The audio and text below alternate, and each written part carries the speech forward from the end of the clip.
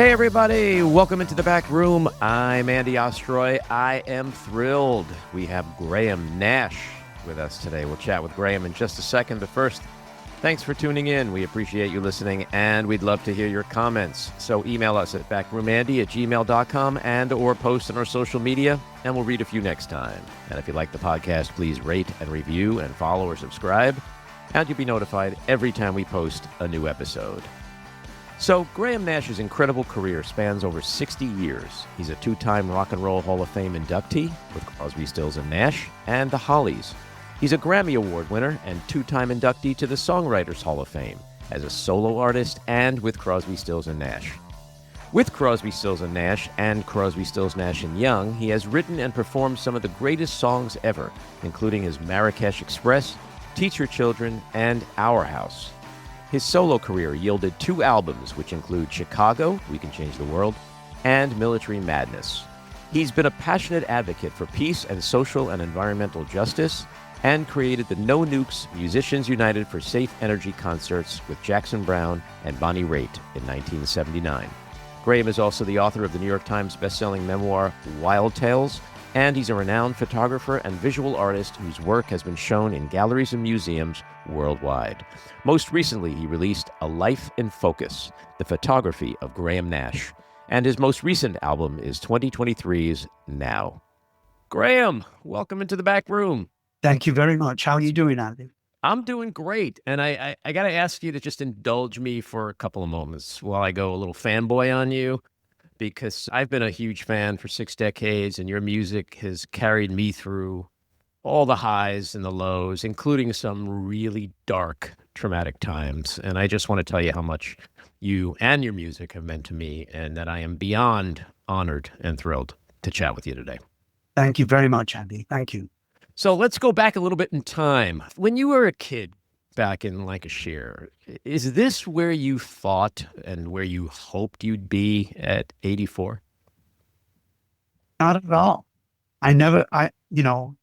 I've always lived day to day, and I very rarely plan anything. My life happens to me, and I just respond to what's going on. So when I was younger, I knew I wanted to be a musician. I knew I wanted to play music for people that could, maybe affect their mood, affect their mind, make them shake their ass, but I never thought that I would make it to 84. Why? My father died when he was 46. Mm-hmm. And I thought when I was approaching my 46th birthday that, am I going to just drop dead like my father did, or do I carry on here? That day passed, of course, but I never thought that at 84 I would still be making music and still filling halls and having a great time as I'm doing now. Mm-hmm. And so at 84, as you look to the future, do you see 100 or longer? I very rarely think about what's going on tomorrow, but I do feel healthy, and I feel very energetic about what's going on. I'm looking forward to this tour, particularly playing with the 3 guys that I'm playing with. Sure, why not? I mean, I saw Segovia when he was like 92, and he was fantastic. And I thought, why not me? Well, I could do that, So even though I do try and think about approaching 100 years old, I know the reality is that probably my time is coming to an end. You never know. Longevity today, it's a whole different ballgame, Isn't it? Yes. Yeah. And what about your family? Any music in your family when you were growing up? Not at all. No, we were a very poor family. We did manage to get a radio that just showed 3 channels on the BBC. But I was listening to the American Top 40 when I was a teenager. And I loved the music. I wanted to do that. I must give all my thanks to my parents, because I think they recognized my passion for music and only encouraged that instead of getting a real job, you know. You know, when I was a kid, I wanted to play the drums. I play the drums now, but when I was a kid, my parents were like, too loud. And I always thought, like, imagine if like Ringo's parents had said that to him. Really. But they didn't, did they? They didn't, play the violin, Ringo. Yes. And musical inspirations during that time when you were listening to the radio, were there artists in particular that you just listened to and were like, you wanted to do the same thing? Absolutely. The Everly Brothers, Buddy Holly, even Elvis before he went into the army, Jerry Lee Lewis, Fats Domino, Little Richard, the Platters. Yeah, I loved them all. I wanted to do that. And it was very obvious when the Everly Brothers played at the Free Trade Hall in Manchester, where, I was raised in Salford, which is a district of Manchester. But in 1962, Alan Clark and I went to see the Everly Brothers at the Free Trade Hall. And two things that we realized. One, that there was no bus waiting outside. I'm not a bus like a normal English bus, but a traveling bus. So that we knew they were going, to the next city, And we also realized that the best hotel in Manchester at the time, the Midland Hotel, was only 100 yards away. And that's probably where they were staying. So Alan and I missed our last English bus home. We knew we had a 9-mile walk in the drizzle. But we stood on the steps of the Midland Hotel. And about maybe 1 o'clock in the morning, they came around the corner. They had been to a bar. They were, they were there. Don and Phil were talking to me and Alan Clark, and we were saying that we loved them. We loved their music. One day maybe me and Alan would be able to, make music professionally. And they were very encouraging. And I've never forgotten that feeling that I had when my heroes were remembering my name and Alan's name and being very encouraging. I love that you went fanboy on the Everly Brothers. Oh, indeed. Yes. It's a great story. So when you look back at your journey from the Hollies to Crosby, Stills and Nash, Crosby, Stills, Nash and Young, and into your solo career, what do you feel is the biggest creative leap you made as an artist? One of them would be when I heard the Hollies for the very first time on the radio. And the second one would be when David, Stephen, and I sang together first in Joni's living room. Mm. Those were the two main points of my musical life that I remember, if I had to choose two specific moments.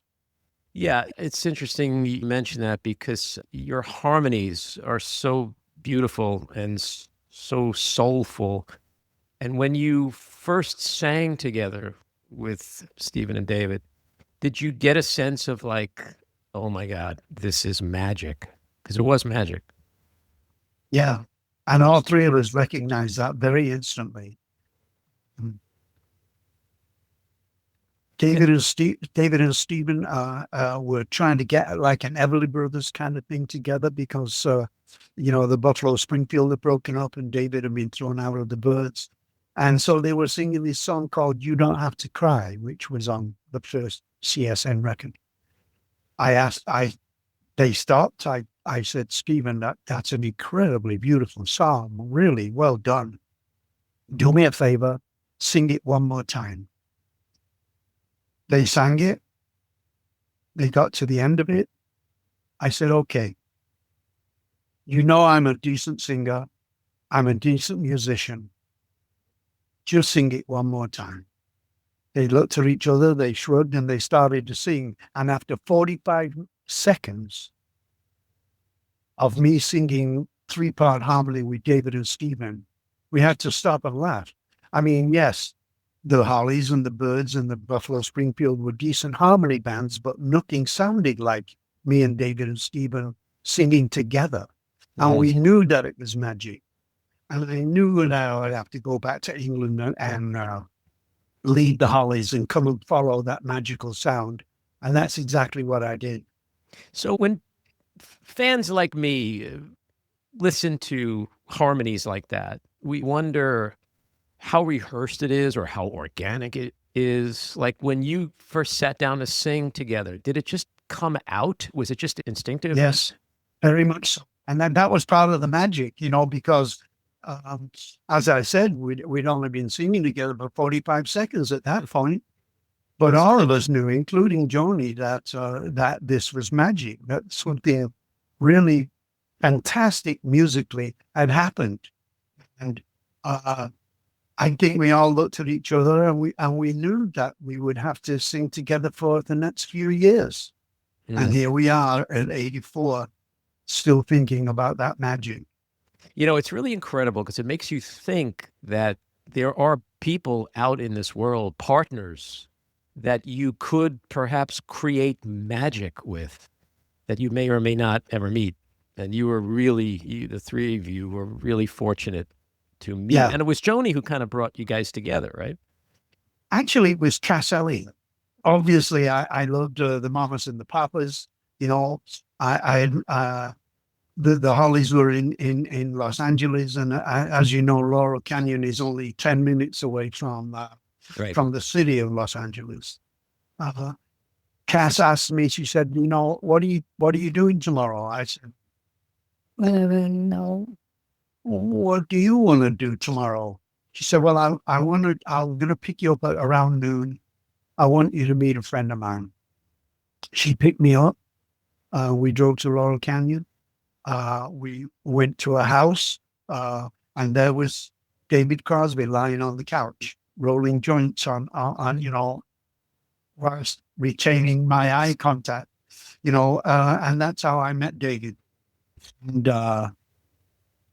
I think Cass really understood before we did what we would sound like had we the balls to sing together. Yeah. And, well, there was such great harmonies in her group. Yeah, absolutely. And so Cass knew what harmony was. She knew instinctively what we would sound like, and I must. I every time I say my prayers at night to the great spirit of this universe, I thank Cass. Well, it is serendipitous, and like I said before, I wonder how many people in this world never get to meet their partners to create magic like that. So what did joining forces with David and Stephen, how did that unlock you musically in ways that you hadn't yet discovered? When I was in the Hollies, if you didn't know John and Paul and George and Ringo, you were on a different planet. It was obvious what they were doing. It was obvious that they would become the musical force that they have become. Obviously, to my mind, there'll never be a band as good as the Beatles ever again. But when I came to America, people wanted to hear my opinion. They wanted to know what I thought about a particular track. They wanted to know, and it opened up my heart and my musical mind forever, because I realized that I did have something that I could contribute to music. I did feel that I had the passion and the pleasure of making music, and I think David and Stephen knew that instinctively. And here we are talking about it right now. Yeah, it's crazy. So Woodstock was just the second time you guys, Crosby, Stills, Nash, performed live together, where Stephen famously told the crowd, "We're scared shitless." Describe what you were feeling in that moment, performing before 500,000 people. Well, obviously, I'd already had many hits when I was with the Hollies. I think we had, over a dozen top 10 records. So I was used to large crowds. The thing I remember most distinctly about Woodstock was me and David doing Guinevere. It was one acoustic guitar and two voices. And, sometimes almost 500,000 people in front of us. And I knew that we could do it. I knew that we could project ourselves all the way to the very back row of those hundreds of thousands of people. And it was at that moment that I really realized the power of music, what it was doing to bring people together. We thought a different way than our parents did. We had our own sense of the political history of the United States.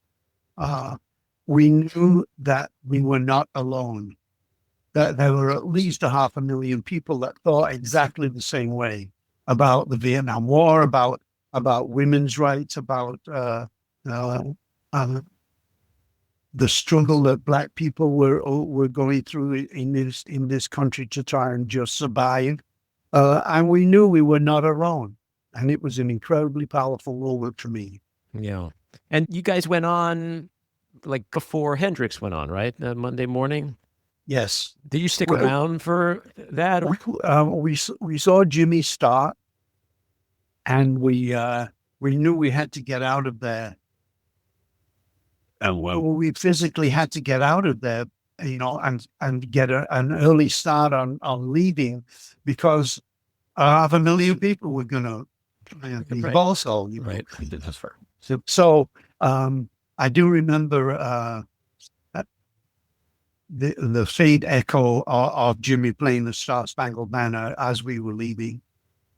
When sometimes people ask you, like, what would you like to go back in time to be a part of? I want to be at that concert. It was an incredible concert. When people have asked me that very question, if you could go back in time, what would you go to? And my obvious, and to me, I would love to have gone back and visited Beethoven when he was doing his Fifth Symphony, lit by 20,000 candles, and him having to be turned around by the orchestra leader to let him know what the audience were going through, because of course he was almost totally deaf at that point. Yeah, that would have been a moment too. When Neil entered the picture and Crosby, Stills, Nash and Young was born, how did that change the chemistry, both musically and personally, with you guys? The addition of Neil Young really changed us a lot. Obviously, we had done a tremendous amount of work in doing music that was 3-part harmony, and now we had to change because we had the addition of a different voice. Mm-hmm. So musically, it was very different, and personality-wise, it was very different too. We always felt that Neil was never really a part of the group, that he was very self-centered, very determined to. Well, let me just say that David and Stephen saw, Help by the Beatles, that movie. But Neil was watching the Bob Dylan on his first movie. We always felt that Neil was not a part of our group. Mm-hmm. Strangely enough, even though we made tremendous music together. But the very first time that CSN ever did a live performance themselves was 1977. Almost 8 years after we first started singing together. Mm. That was the first time that CSN were without Neil. And you've had periods of turbulence and reconciliation with the band over the decades. What's your relationship with Neil and Stephen these days? I often talk to Stephen. I haven't had any contact with Neil for at least a couple of years. We know what Neil wanted. Neil is going for that as a solo artist, and God bless him. Mm-hmm. He is really a great musician. He is very cognizant of the fact that there is a muse of music that should be followed, and he follows it, and God bless him. But I haven't spoken to Neil personally for a couple of years, but I do speak to Stephen, and during the Fire Aid benefit concert that Irving Azoff put on, after the fires in Los Angeles, that was when I did teacher children with a really great group, Dawes, Dawes, and Stephen. So, that was about almost a year ago, and that was the last time that I played with Stephen. Do you think you'd do that again at some point? No. A lot of people saying, why don't Crosby and Nash and Young go out? But since David passed, right, which was a very, very sad episode in our lives, we realized that we had lost the heart of the band, and no performance by the three of us or the two of us could ever make up for the loss of David. Yeah. You mentioned Laurel Canyon before, and it's been mythologized and revered over the years in articles and books and movies and documentaries, but you lived it for a while. Talk about that sense of community and musical kinship that we hear about when people write and talk about those days in that particular neighborhood. The film director, Bob Zemeckis, is doing finishing up a documentary movie on Crosby, Stills and Nash. Oh, great. Neil was invited to take part in the documentary, but he refused to do so. But you will find the thread of that musical unity in that doc when it comes out, probably this year sometime. And, people like me who were I was born in 59, so I grew up in the 60s as a small kid. And we look back on that period with a kind of utopian reverence. What was it like living through those years as part of the greatest musical and cultural explosion? Did it feel historic in any way at the time, or was it just like wildly fun, free, creative, chaotic, loud? It was all those things. But we did recognize that we were taking part in a particular history. America was coming out of a gray zone with the Eisenhower years and the Richard Nixon years. And with all due respect, we thought Richard Nixon was nuts, but look what we're dealing with today. Yeah, I saw your post on Instagram today. You didn't hold back. There is no holding back. Yeah, unfortunately. I think Trump has tried to destroy the truth. He's doing a good job. He's doing a brilliant job, unfortunately. Yeah. I just finished writing a song called Out in the Snow, which is about ice. The lyrics are between myself and my wife, Amy Grantham, and the music is all mine. I wanted to ask you about that because your former bandmates wrote great protest songs, and you wrote, Military Madness, Chicago, We Can Change the World. And we see Bruce Springsteen recently. God bless him. With his song, yep. Because you're right, that today is a very unfortunate time to be living in, and we need those songs more than ever. I believe we do. And I believe that to a certain degree, music is one of the truths that is left standing. I think that the ability of people like me to be able to talk to an audience, to talk about what's going on, to talk about Gaza, to talk about Putin, to talk about what's going on now is incredibly important right now. I think that we need a happier time.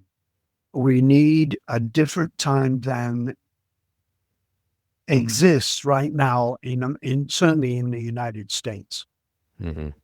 Well, it's when we count on artists more than ever to get us through the dark times. Music is magic. So speaking of music, I want to ask you about a few songs. Our House. I love the story about how you met and became involved with Joni Mitchell and how this incredibly sweet love song came about. Can you share that with us? The last time I was in Los Angeles, I was being driven around by our tour manager, Blair Woods. And I said, hey, Blair, you want to see the house? Mm. Is it close? And I said, yeah, it's 5 minutes away. So we went. I pulled into the driveway. There was a man working on repairing a car there or a van. And I got out and I said, I don't want to disturb you, but my name is Graham Nash. And he said, oh, of course you are. You want to come on in? So we went into the house. And I must tell you, the feeling that I had was unbelievable to me. Mm. Remembering exactly what had happened in that room, what had been created. I mean, Joni wrote most of her early albums in that room. Wow. CSN was born in that room. And the song Our House came very quickly to me. Joni had bought a vase that she wanted earlier that day. She was in the garden of the house, 8217 Lookout Mountain, trying to find some weeds or some, dying flowers to put in the vase. That meant she wasn't at the piano. That meant that I was. And I wrote Our House in about an hour, just over an hour. Hmm. It's a lovely story because everyone has a love for their home. Everybody on the planet loves their home. And I think that in a way, I managed to touch a nerve in millions of people. And it was kind of like a gloomy, rainy day, right? When you were... It was freezing. It was cold. It was rainy.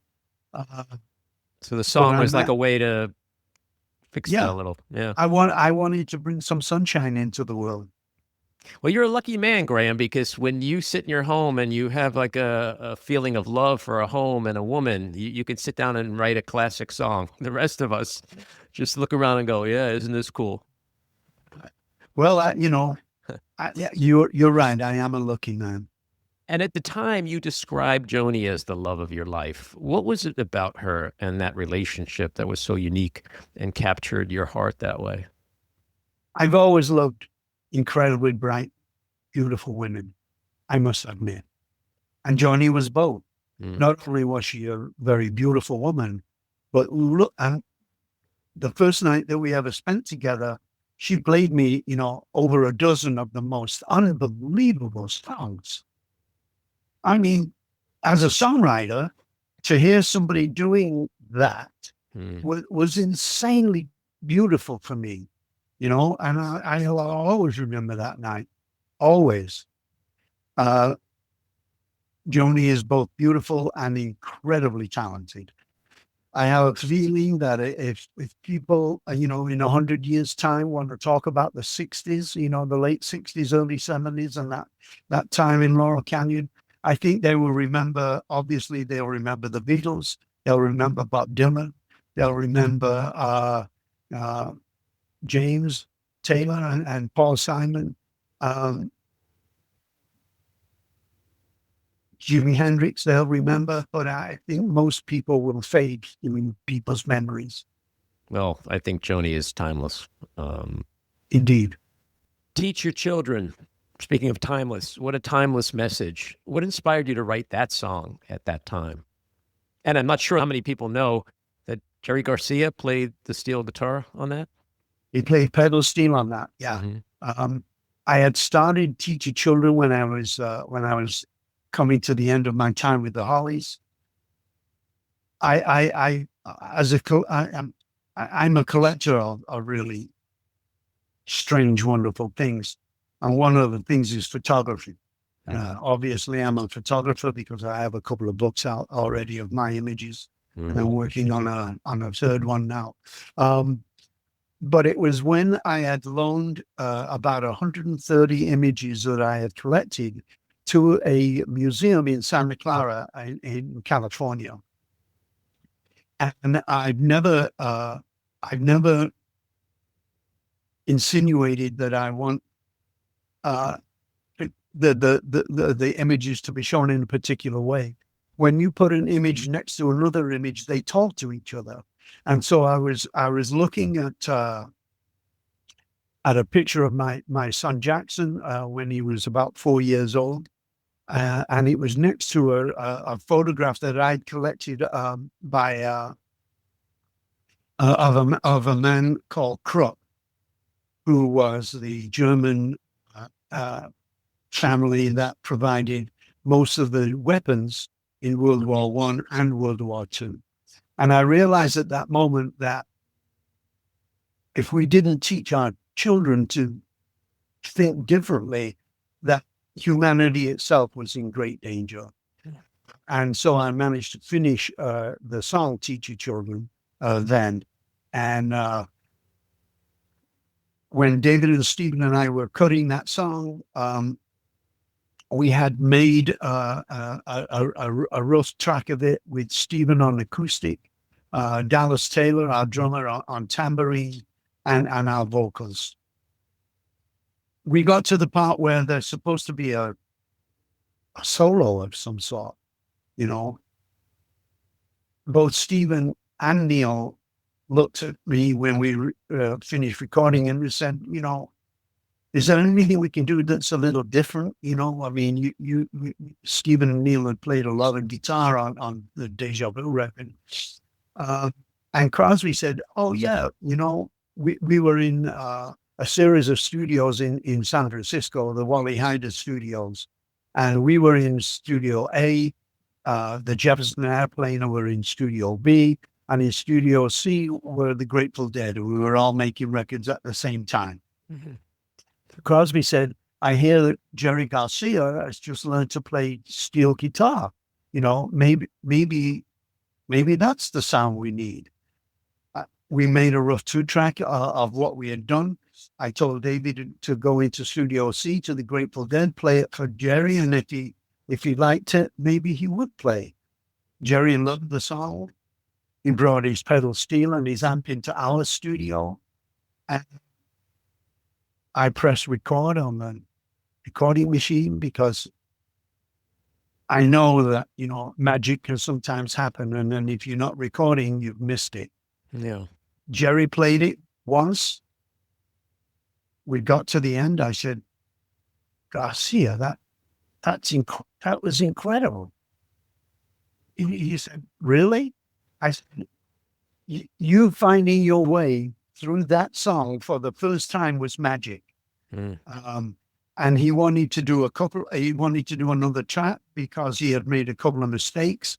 I said, obviously, you're Jerry Garcia. You can do as many tracks as you want, but I must tell you, I'm not going to use it.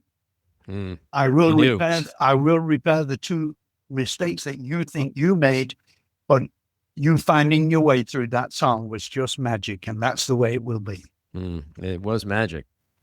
Marrakesh Express. So as the story goes, you were on a train from Casablanca to Marrakesh. You left your boring first-class cabin, hung out in third class, partied with some people, cooking food, and a bunch of ducks, pigs, and chickens running around, and then went back to your seat and wrote this amazing song. Do I have that right? Yes, that's exactly what happened. As a matter of fact, I just found my original lyrics that were written on the back of a Robert Heinlein book that I was reading, Silver Locust, something like that. But I just found the original lyrics of me writing that. I'm trying to envision the ducks and the pigs and the chickens on a train. Literally. Yeah. And it was an unbelievable moment. And Marrakesh Express marked a turning point for you creatively. What about that experience in Morocco made you want to leave the Hollies and head in a new direction? The Hollies didn't particularly like Marrakesh Express when I first played it for them. I always thought it was a decent song, and so did Crosby. And it was him that said, no, they're the crazy people. This is a very decent song. Let me, you, and Stephen record this. And that's what we did. And somewhere in the bowels of EMI at Abbey Road, in their tape vault, is a track of the Hollies trying to do Marrakesh Express. And it's not very good, frankly. God, I would love to hear that. You mentioned David's passing before. How did that change, or how does that change the way you look at those songs during those years? I have great memories of me and David singing together. We had a certain blend. He trusted me completely into where I was going to go on any of his songs. And I think that me and David really made some incredible music. David's passing was incredibly painful, particularly for his wife, Jan, and his son, Django, of course, but also his musical partners. David was an incredible musician. I've been listening to a lot of his music that he made and that we made recently. Mm-hmm. And I just realized what an unbelievably different musician David Crosby was. His inflections of jazz into his music, his injection of Everly Brothers kind of stuff in his music. He was a very different musician than anybody that I know. Mm. My last question. If you had to choose one song from your catalog that you feel best captures who you are as a songwriter, what would it be and why? That's a very interesting question. I would say with CSN, I would say, Sweet Judy Blue Eyes was a great song. Amazing song. But if I'm trying to find something of my own that I wrote, that I sang, or me and David sang, it would either be Cathedral or Wind on the Water, but a song I wrote called Cold Rain really tries to explain exactly where I came from. Graham, amazing conversation. I really appreciate your generosity with your time. Good luck with the tour. I'd love to come see you. I'm in Manhattan, so I'm going to try to make it up there in Tarrytown, April 8th. Yes. Right. It was a pleasure talking to you, Andy, really. All righty. Take care. This episode was produced and edited by me, Andy Ostroy. It was co-produced by Maddie Rosenberg and Jen Hammoud for Radio Free Rhinecliff, with additional editing by Maddie Rosenberg, music by Andrew Hollander, and graphic design by Cricket Langell. And with a special thanks to our sponsor, The Epicurean. Again, thanks for listening. Please rate and review wherever you get your podcasts, and subscribe to the Backroom with Andy Ostroy YouTube channel, where you can watch full videos of our interviews. See you next time.